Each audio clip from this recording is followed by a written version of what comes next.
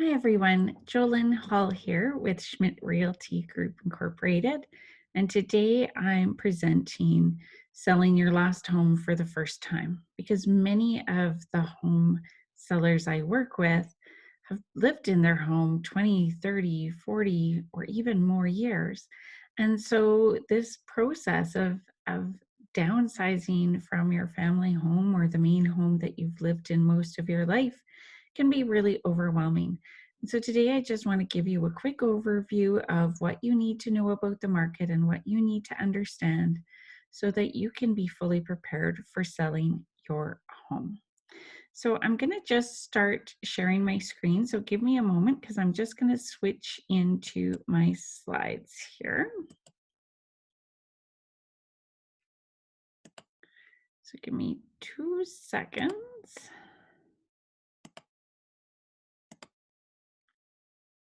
There we go. So now you should be able to see my screen as we go through these details. So as I mentioned, planning to sell your last home for the first time. So my name, as I mentioned, is Jolyn Hall, and I'm with Schmidt Realty Group, and I'm a seniors real estate specialist there. My background is quite diverse in that I started my career as a registered nurse and case manager with home care, and then I've moved into seniors housing. So over the last 25 years, I've been assisting older adults and their families navigate housing transitions. And when it was time for a transition for myself, real estate seemed to be the way to be, to do things a little bit differently for my clients because I understand their health needs, I understand their aging challenges, and I just look at the market a little bit more differently. And so as we get into what we're doing here, you'll be able to see a little bit more of my background and what makes me a little bit different in real estate. So let's carry on. So today we're going to talk about understanding the market. We're going to talk about understanding the process, deciding when to sell, and preparing to sell. So it's going to be a very quick, basic conversation today, and I'll leave opportunities for you to ask questions until the end. So understanding the market. We often hear terms such as buyer's market, seller's market. And right now we're in a buyer's market in that there is more inventory than buyers. So there's lots of choices for them. We talk about stabilization because the market goes up and down every day. And so we look for stabilization when we're getting close to buyer's market and seller's market equalizing. They're not up, they're not down. And so before all of this that has happened in the world, we were very close to stabilization. And it's going to be interesting to see what comes in the next coming months.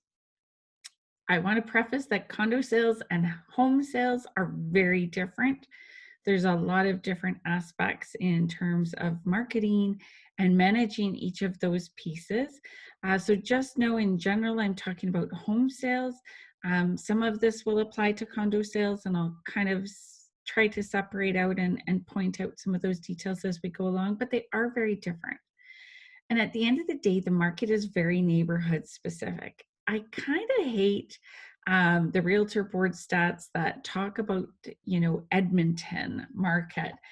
Edmonton is full of many micro niche markets. And so there's a lot of really small markets that are doing spectacular, and there's other markets in Edmonton that are doing less. And so we kind of can't speak about Edmonton in general. We need to speak about neighborhoods specifically when we're looking at marketing. And the market always changes. It changes day by day, month by month. We never know what to expect. So it's important to be aware that the market is always flowing like a river. It changes moment by moment. So one of the first things you need to understand as a home seller is understanding your home value. And there's a number of ways to come to that: a comparative market analysis or an appraisal. So an appraisal is a service provider you pay.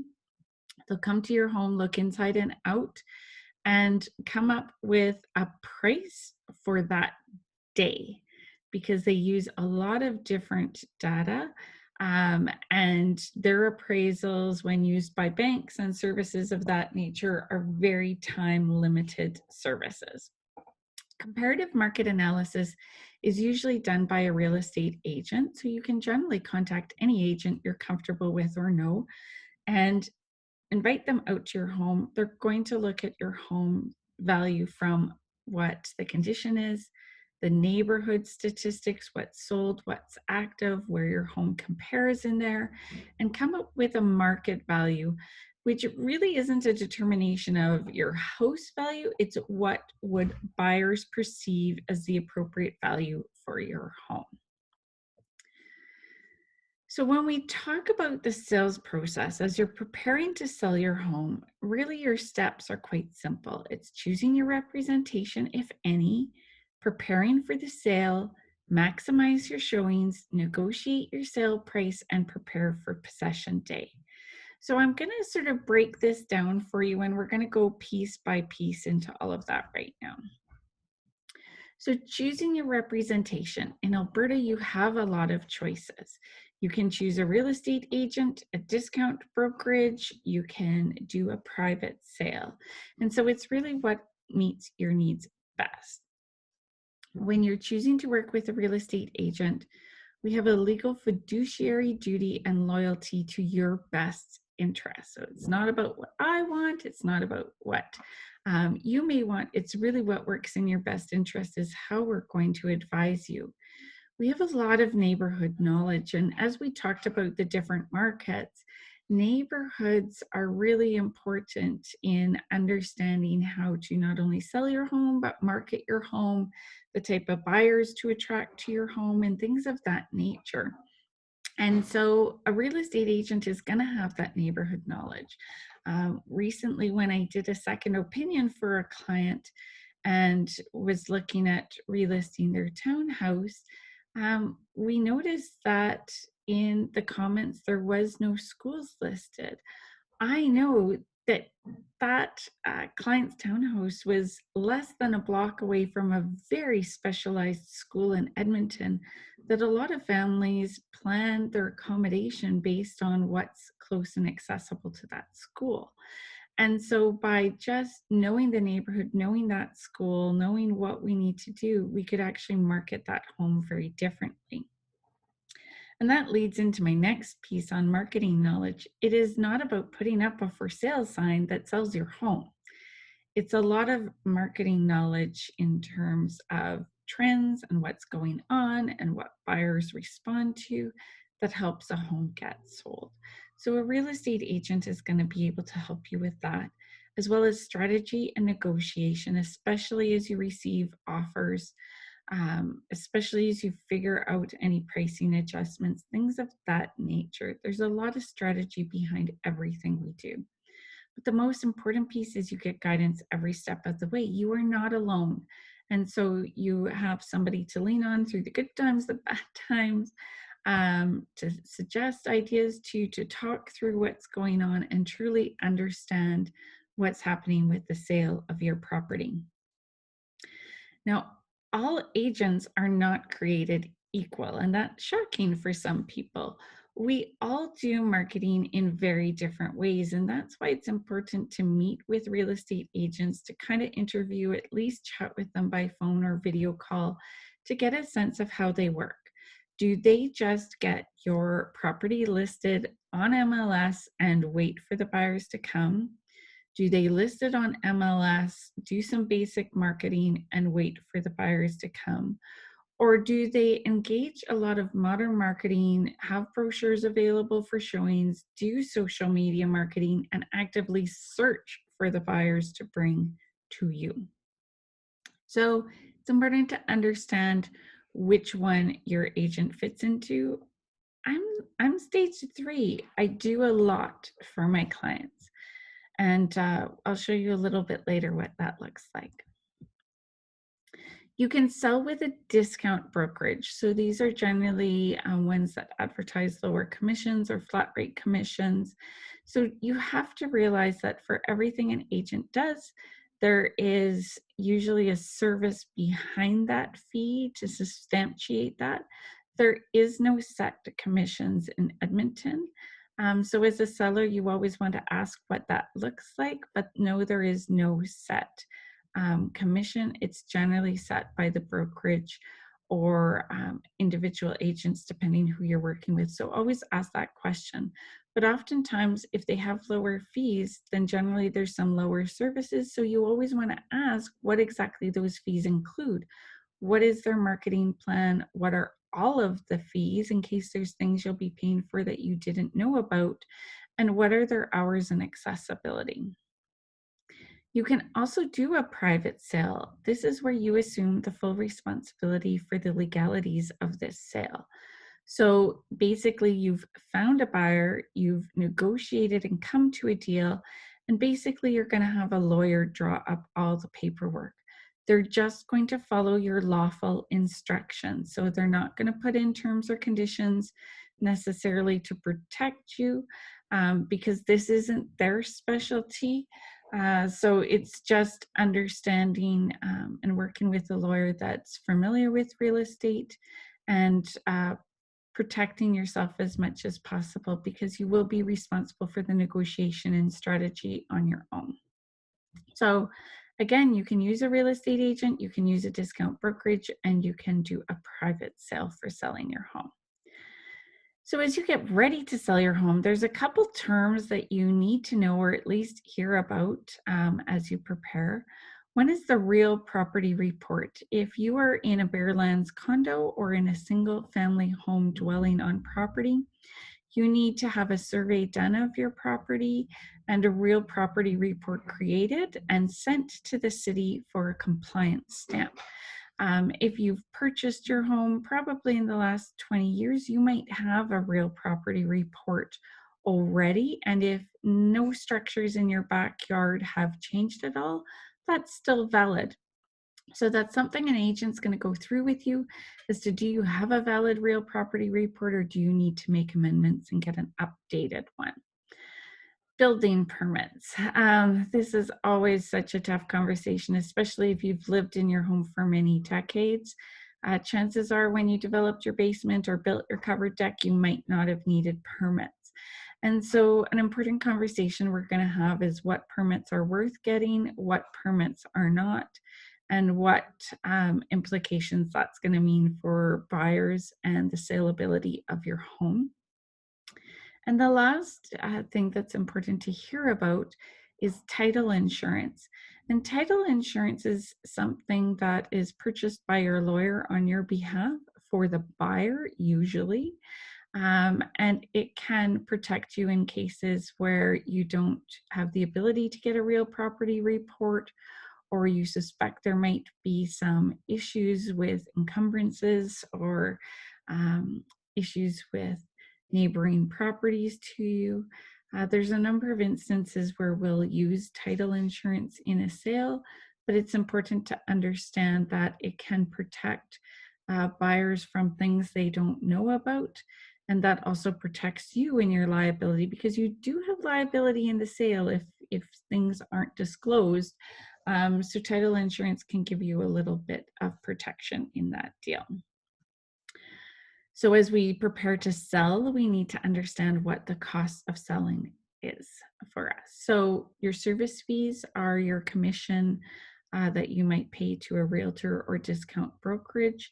And so those vary agent by agent. And so important to ask those questions and what those service fees include and if there's any additional fees in their contract. Legal costs, you do need a lawyer to close and complete your transaction. So quite often on an average home in Edmonton, I see legal costs usually in the $1,500 to $2,500 range.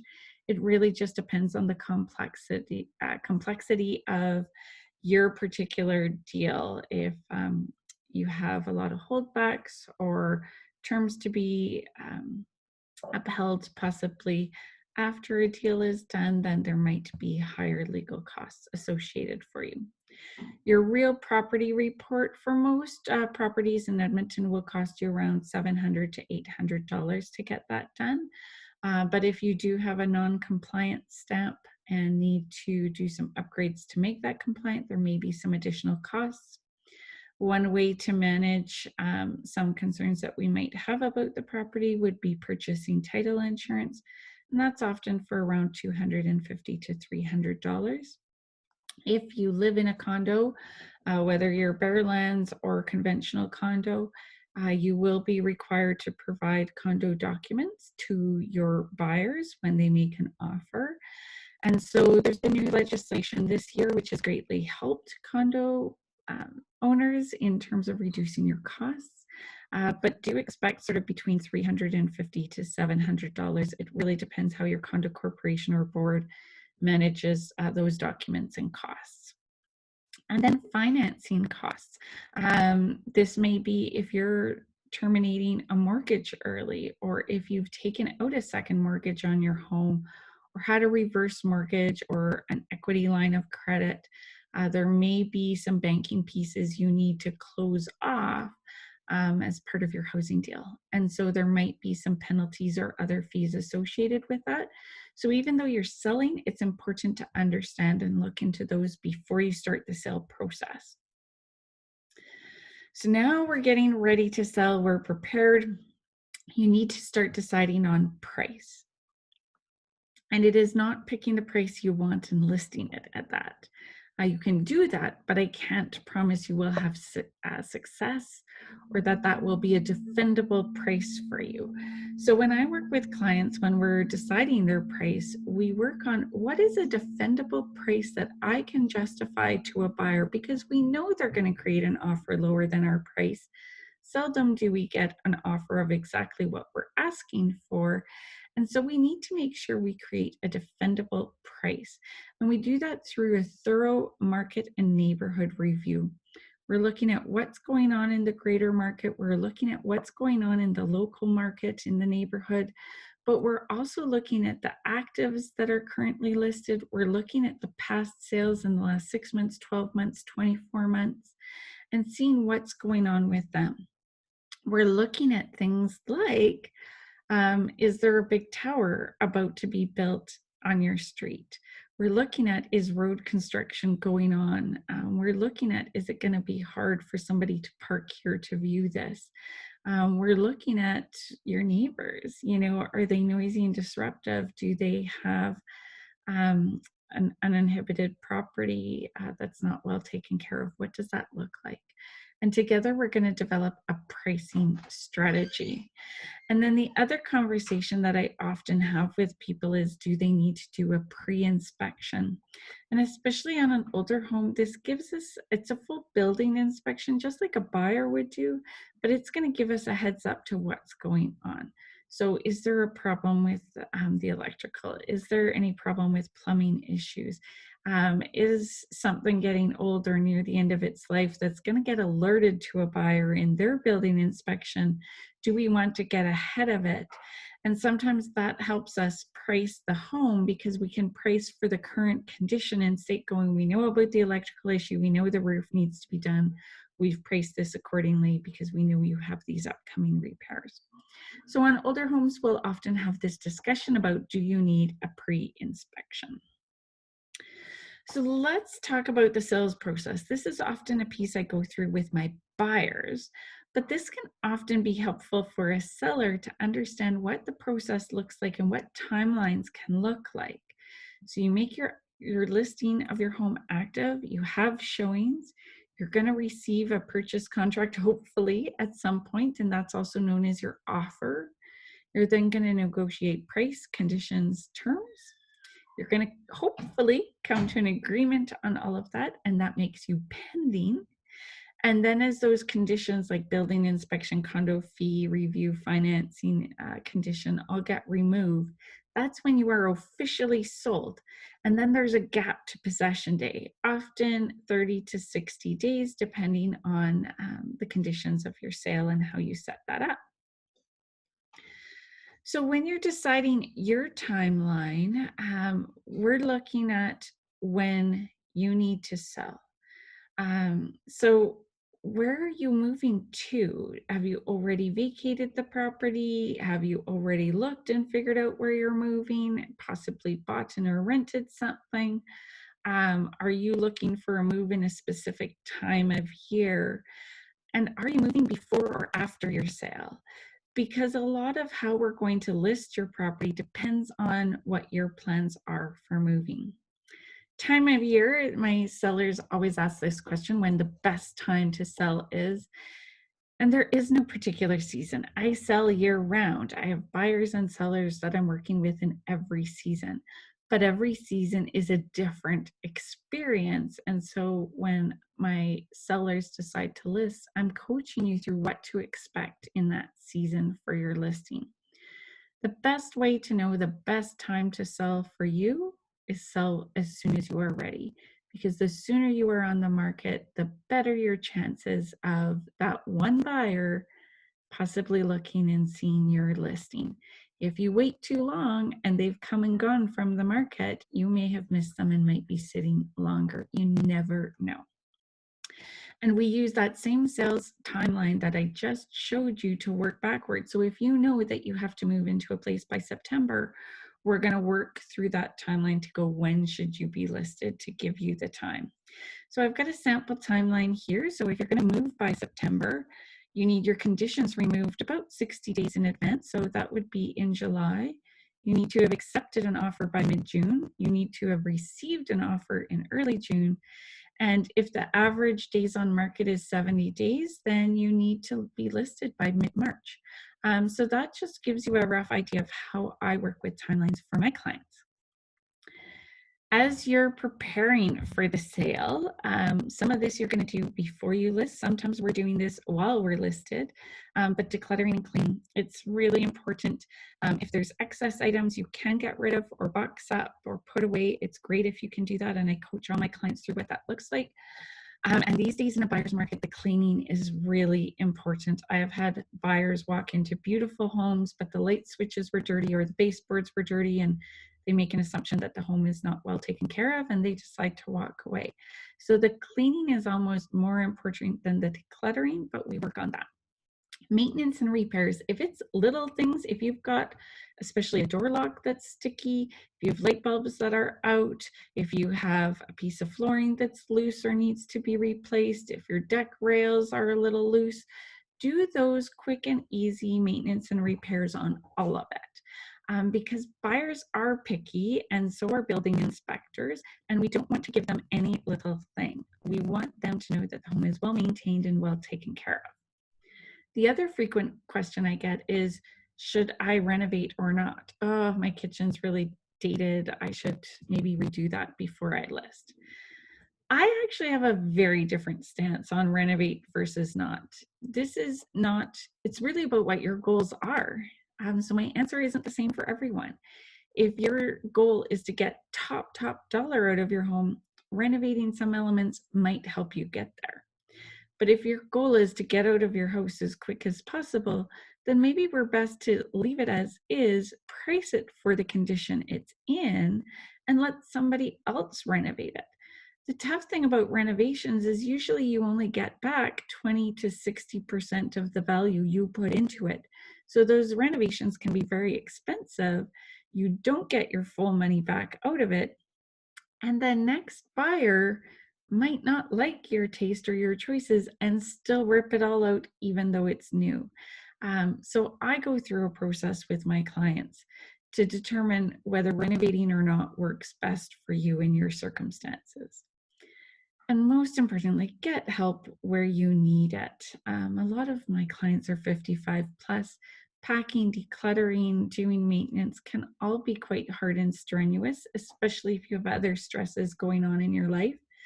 So I work with great professionals, whether it is repair and maintenance you need, whether you need a professional organizer to help you declutter and downsize some of your space, whether you need packers and movers to come pack up some things or elements of your home, whatever that will look like. I have referrals to great service providers that provide quality services at great rates.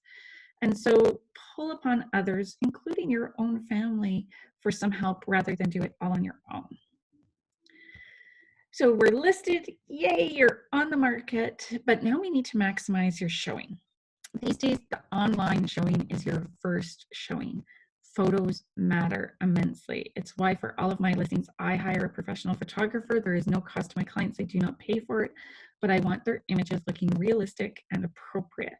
I don't want it distorted. I don't want a room looking bigger than it is. I want it looking as real and as close to possible as real life there is. So a lot of agents are happy to take photos on their phone, or owners that are listing themselves take photos on their own with their phone, but you don't always get the best lighting. You don't always get the best view of the space. And so having good photos matters, because most buyers come looking on realtor.ca. And if your photos don't stand out on there, they're just going to bypass you. Even if you've got an amazing home, if your photos don't show it, they're just going to keep going. You need to always be show ready. I can't tell you how many times I have buyers contact me on 1, 2, or 3 hours notice wanting to see a home. So we never know when that's going to happen. So once you're listed, it is keeping your property in a show ready state. Or like I provide to my clients, oftentimes a quick checklist of things to do to get out of the house and ready for your showings. And try to accommodate all showings. I know there's times you're tired, or your favorite show is on, or something else is going on in your life, but every showing you refuse or turn down might be the buyer that was going to buy your home. So I do work with clients with very complex needs. I work with clients that have somebody with dementia in the home. That makes it difficult for showings. I deal with those that have very low mobility and can't necessarily leave the home for all showings. So there's a variety of ways I work around all of that. So if showings and getting out or preparing for them is a concern, always bring that up with your agent to discuss what the strategies are so that you don't miss out on any showings. Finally, when you do get an offer, negotiations are an extremely emotional process, and I always tease that this is where my service fees really help you out, because this is not easy. Somebody has made possibly a lowball offer on your home that you've loved and cherished and taken care of for a long time. So when it comes to negotiations, you need to try to be objective. Somebody is buying 4 walls and a roof. To them, there isn't the memories, there isn't the emotional attachment. They're just buying a building, and that's how they're treating the negotiations. They're not attacking you, they're not attacking how you've cared for the home, but I get it can feel that way at times. So try to see it from the buyer's perspective. Try to see what they're looking at and how they're thinking. Know your bottom line before negotiations start. If you have your home listed, but you know that you're comfortable to go about $25,000 less than that, or you've got enough wiggle room to go about $50,000 less, those are conversations we're going to have early on, because it might just come down to that, especially in a buyer's market, especially where buyer's confidence is shifted or shaken at all. Having that conversation in advance, knowing what your bottom line is, means that we might just be able to get your home sold with a bit of work. But it helps me as an agent understand what that bottom line looks like. I'm still going to fight and negotiate for you to get the highest price possible.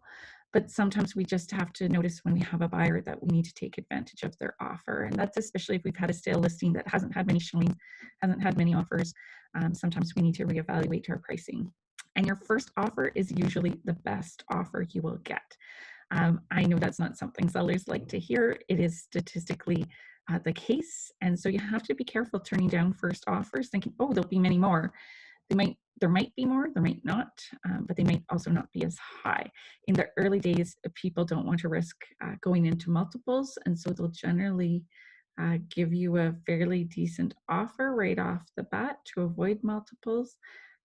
But you just never know. So I'd always coach you through all of that. When your home isn't selling, there's 3 elements you are in control of. You're in control of the price, you're in control of the marketing, and you're in control of your readiness to negotiate. If a house is not selling, we look at a process of, have you had showings? Have you had offers?